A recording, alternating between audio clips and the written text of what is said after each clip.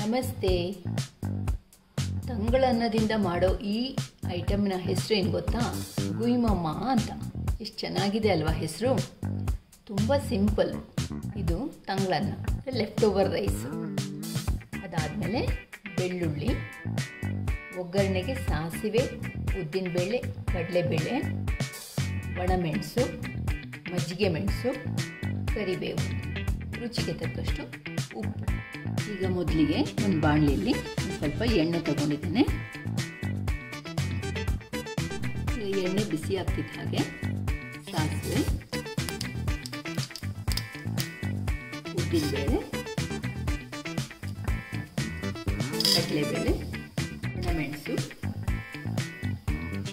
ಮಜ್ಜಿಗೆ ಮೆಣಸು ಇದನ್ನು ಸ್ವಲ್ಪ ಸಣ್ಣ ಬರೋ ತನಕ ಹುರ್ಕೋಬೇಕು. ಕರಿಬೇವು, ಬೆಳ್ಳುಳ್ಳಿನ ಹಸಿ ವಾಸನೆ ಹೋಗೋ ತನಕ ಹುರ್ಕೋಬೇಕು.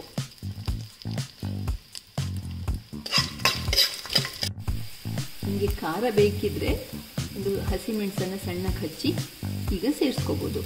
ಬೆಳ್ಳುಳ್ಳಿ ಕಲರ್ ಎಲ್ಲ ಚೇಂಜ್ ಆಗಿಬಿಟ್ಟು ಹಸಿ ವಾಸನೆ ಹೋಗಿದೆ. ಈಗ ಬೇಯಿಸ್ಕೊಂಡಿರೋ ಅನ್ನ ಸೇರಿಸ್ತಾ ಇದ್ದೇನೆ.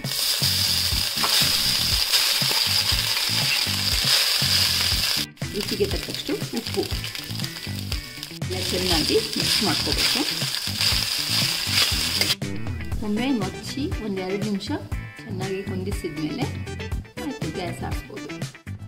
ಚಟ್ಪಟ್ ಅಂತ 5 ನಿಮಿಷದಲ್ಲಿ ಆಗೋ ತಂಗಳನ್ನದ ಗುಯಿಮಮ್ಮ ಅಥವಾ ಗಾರ್ಲಿಕ್ ರೈಸ್ ರೆಡಿ.